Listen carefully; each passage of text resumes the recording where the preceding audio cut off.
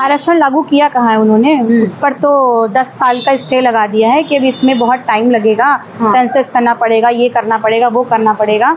तो अभी लागू नहीं किया है, ये झुंझुना दिया है, लेकिन इस झुंझुने से बच्चे खेलते हैं, महिलाएं और बड़े नहीं खेलते हैं। तो ये उनको समझना चाहिए, इस चीज को जल्द से जल्द लागू करें। सिर्फ पास करने से कुछ नहीं होता। आप कह रही हैं इस झुंझुने से बच्चे खेलते हैं, लेकिन कल आपने देखा नहीं भाजपा कार्यालय में मोदी जी को मिठाई खिलाई जा रही थी। देखिए, महिलाओं के मुद्दे आगे करने में और महिलाओं को आगे करने में फर्क है। जिस दिन ये महिलाएं समझ जाएंगी उस दिन मिठाई नहीं खिलाई जाएगी। जी हाँ। तिलक लगाया जा रहा था, मोदी जी को धन्यवाद बोला जा रहा है कि धन्यवाद मोदी जी, आप आरक्षण लाए महिलाओं के लिए। पहले इसको लागू तो हो जाने दीजिए, धन्यवाद तो तब लेंगे ना कि आप उस पर स्टे लगा के धन्यवाद लेंगे।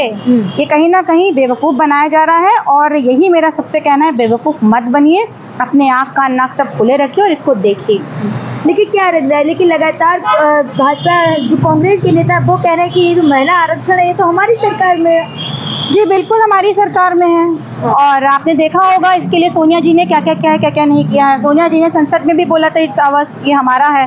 तो इसमें बिल्कुल भी कोई दो राय नहीं है कि कांग्रेस का नहीं है, कांग्रेस का है, जब तो उन्होंने स्टे लगा दिया लोगों, क्योंकि देखिए सही चीज थी तो लागू तो करना था, लेकिन आरक्षण को आरक्षण तो दीजिए, तब ना बात होगी। ये थोड़ी कि आपने बस बोल दिया और हम मान लेंगे। लेकिन जो आरक्षण है उसमें ओबीसी की भी बात की जा रही है। जी बिल्कुल करी जा रही है और करी जाएगी। आपने देखा होगा कि कितनी ओबीसीज हैं और कितना परसेंट कौन हैंडल करता है। सब देखिए, हिंदू मुस्लिम सिख ईसाई हर इंसान एक है, हर चीज एक है, तो हर दावेदारी भी सेम और एक होनी चाहिए। जी लेकिन देखिए, अब जो राहुल गांधी ने सवाल उठाया है कि सचिवालय में 90% है ओबीसी नहीं है, ओबीसी केवल कुछ परसेंट 5%। हाँ, तो आपको नहीं लगता बहुत कम है? तो यही है ना, आप बताइए ना, सबका साथ सबका विकास 5% से होगा क्या? बराबर होना चाहिए ना सबका साथ सबका विकास। तो इसको सही करिए और लेकिन तब लागू करिए। ओबीसी की जो मतदान होता है वो 51% का होता है। देखिए, वोटों में मतदान और इन सब में मतदान, ये तो सबको ही पता है, लेकिन जो हक है वो दीजिए ना। हमें समाज में हक चाहिए बराबरी का, उसको दीजिए ना। वोट के लिए तो आप बहुत जल्दी हमारे पीछे और हमें आगे करते हैं वोट के टाइम पे, लेकिन जब हमारी बराबरी की बात आती है तो आप क्यों उस पे पीछे करते हैं और क्यों स्टे लगाते हैं? वो भी बराबर कीजिए। लेकिन क्या लग रहा है 90% 5% केवल ओबीसी को? वही तो है ना कि 5% ओबीसी को दे के कैसे सबका साथ सबका विकास हुआ? ये चीज तो समझनी चाहिए हमारे नौजवानों को कि 5% से होता है क्या सबका साथ सबका विकास? सबका साथ होता है बराबर से। आप सबको बराबर रखिए और कास्ट सेंसस कीजिए, जो हमने आपको डाटा दिए उसको पब्लिक को शो करिए और उसके हिसाब से चीजें करिए। लेकिन लगातार राहुल गांधी इन मुद्दों पर बोलते रहेंगे। राहुल गांधी हमेशा सही मुद्दों पे बोले, दूसरों के हक के लिए बोले। तो हमारे लिए तो कोई नई चीज है नहीं, क्योंकि हमने तो शुरू से ही देखा है उनको अपने सही मुद्दों पे बात करते हुए, लोगों के हित से बात करते हुए। तो वही राहुल गांधी कर रही है, उनकी ड्यूटी है, वो पूरी कर रहे हैं। लेकिन भाई अगर आप देखेंगे कल जो संसद में हुआ उसमें आप क्या कहना चाहेंगी? देखिए, जो संसद में हुआ मेरी हिस्ट्री में कभी नहीं हुआ और आई गेस वो आप लोगों की भी हिस्ट्री में नहीं हुआ होगा, क्योंकि जो संसद है वो एक मंदिर है। उस मंदिर के अंदर इस तरीके से गालियां गलौज करके आपने एक सांसद को नवाजा है, तो ये आपको तो शर्म आनी चाहिए कि आप खुद एक सांसद होने के बावजूद एक सांसद की इज्जत नहीं कर पाए। और सबसे बड़ी बेशर्मी की तो हद ये हो गई, जब उनके पीछे 2 पूर्व सांसद हंस रहे थे, तो मुझे नहीं लगता कि जितने लोग वहाँ बैठे थे और जो हंस रहे थे उनको अपने पद की गरिमा का भी अंदाजा है, क्योंकि पार्लियामेंट के अंदर अगर आप बैठे हैं ना तो आपको अपनी पद की भी गरिमा का भी अंदाजा होना चाहिए और जो संविधान कहता है उसके भी नजर रखनी चाहिए। लेकिन क्या लग रहा है, अब तक केवल ये सदन के बाहर होता था मुस्लिमों को कुछ अशब्द बोलना या फिर अब्यूज लैंग्वेज यूज करना, लेकिन अब अंदर हो रहा है। वही तो है ना कि जो बाहर करते थे सड़क की चीज़ा जब संसद में ले गए, आपको क्या लगता है आप ये मैसेज देंगे कि मुसलमानों के साथ तुम बाहर कुछ भी करोगे, कोई कुछ भी बोलता रहेगा? ये नहीं चल पाएगा। और आपने जो संसद में किया है वो बहुत ही शर्मनाक हरकत है, जिसके लिए आपको वार्निंग मिली। हमारे सांसदों ने सही बात भी बोली, उनको निलंबित किया, बिजली पानी काट देते हैं, जिस तरीके की टॉर्चर करते हैं आपने देखा ही होगा।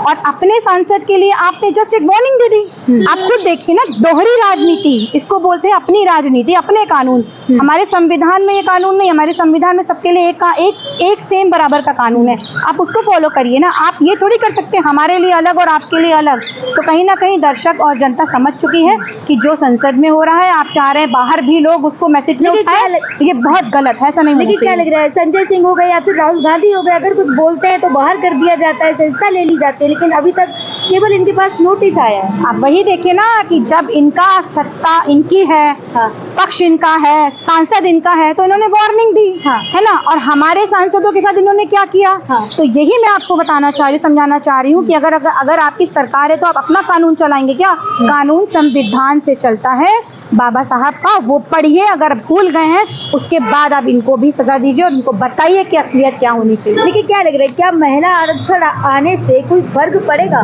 देखिए, महिलाएं आरक्षण लेके जाएंगी इस संसद में जाएंगी, हाँ। जहाँ गाली गलौज होती है? आप बताइए, हाँ। क्या पड़ेगा इम्पैक्ट लोगों पे? हाँ। कि हम अब ऐसी संसद में जाकर बैठ रहे हैं जहाँ लोगों को इस नामों से नवाजा जा रहा है, हाँ। इस लैंग्वेज, इस भाषा का यूज किया जा रहा है। मैं तो ये अपने मुंह से अल्फाज भी नहीं बोल पाऊंगी जो उन्होंने कल बोले संसद में। आप खुद एक मुस्लिम है और आप जी। महिला है, तो आपको क्या लग रहा है? देखिए, मैं मुस्लिम हूँ, महिला हूँ, उससे पहले मैं एक भारतीय हूँ। हाँ। ठीक है, एक भारतीय होने के नाते जो कल संसद में हुआ, हाँ। बहुत गलत हुआ, और उसको कोई भी भारतीय नहीं बर्दाश्त करेगा। और कहीं ना कहीं मोदी जी को इस पर सोचना चाहिए। और जो मोदी जी ने बहुत बड़ी बात बोली थी कि इस संसद में जैसा व्यवहार होगा उसको पता चलेगा कौन कहाँ बैठेगा। हाँ। तो मोदी जी से मेरा ये सवाल है, आपके ये अब रमेश जी कहाँ बैठेंगे और इनको आप कहाँ बैठाएंगे? तो जरा उस पर थोड़ा जिस दर्शकों को और तरीके से पब्लिक को मोदी जी ने बताइए। कहा कि पता लगेगा कौन कहाँ बैठेगा, कहीं ना कहीं इस बात का इशारा हो गया। बिल्कुल, आप बताएं। आप मुझे वही तो मोदी जी से मेरा सवाल है, एक जनता होने के नाते मैं पूछना चाहती हूँ सर आपसे कि अब रमेश जी संसद में क्यों बैठेंगे? हाँ। क्योंकि उन्होंने तो पूरी हदें पार कर दी। हाँ। तो अब आप कब बोलेंगे कि आप रमेश बाबू उसमें नहीं बैठ पाएंगे? हाँ। आप बोलिए ना। हाँ, लेकिन महिला आरक्षण के बाद क्या लग रहा है, जिस तरीके से महिलाओं पे अत्याचार हो रहा था, अभी तक कोई पार्लियामेंट में आवाज नहीं उठाता था, क्या अब आवाज उठेगी इस मुद्दे पर? देखिए, हमेशा से कांग्रेस ने महिलाओं के हर मुद्दों पे आवाज उठाई है, हाँ। चाहे वो सड़क हो या संसद हो। हाँ। ये आप लोगों को पता है और सबको पता है। हाँ। और आपने बिल पास किया, उस पर रोक लगा दी, आरक्षण अभी तक नहीं दिया। ये झुंझुनों वाली चीजें, जो नीतियां हैं आपकी बहुत पहले से हैं और आपने फिर वही किया। तो ये सब करना बंद करके उनको इसको पहले पास लागू करिए, उसके बाद देखेंगे कि महिलाओं के लिए आप आगे और क्या कर रहे हैं। कल मोदी जी ये बोल रहे थे कि मैं मुस्लिम महिलाएं हमें वोट देती है, फिर ये जो मोदी जी जो बोले इससे क्या मतलब? वही तो मोदी जी से मेरा सवाल है, जब मुस्लिम महिलाएं आपको वोट देती हैं और मुस्लिम्स के लिए इतनी भद्दी चीजें सुनने के बावजूद आपने कुछ नहीं बोला और आपने उनको अभी तक संसद से निलंबित नहीं किया, इसका सीधा सीधा क्या है कि मतलब अगर आपकी तरफ से, सरकार की तरफ से कोई कुछ भी बोलेगा तो आप चुप रहेंगे और इधर से कोई कुछ भी बोलेगा तब आप बोलेंगे? बराबर प्रधानमंत्री सबका होता है, चाहे वो किस। लेकिन इस मुद्दे पर जो भाजपा में भी जो सांसद मुस्लिम है वो चुप है इस मामले में। बात नहीं। उनकी कोई ना कोई मजबूरी होगी। उनको जो लोग ये कह रहे हैं कि ये दानिश जी ड्रामा कर रहे हैं। हाँ। आपने देखा होगा, नकवी साहब का ट्वीट आया था।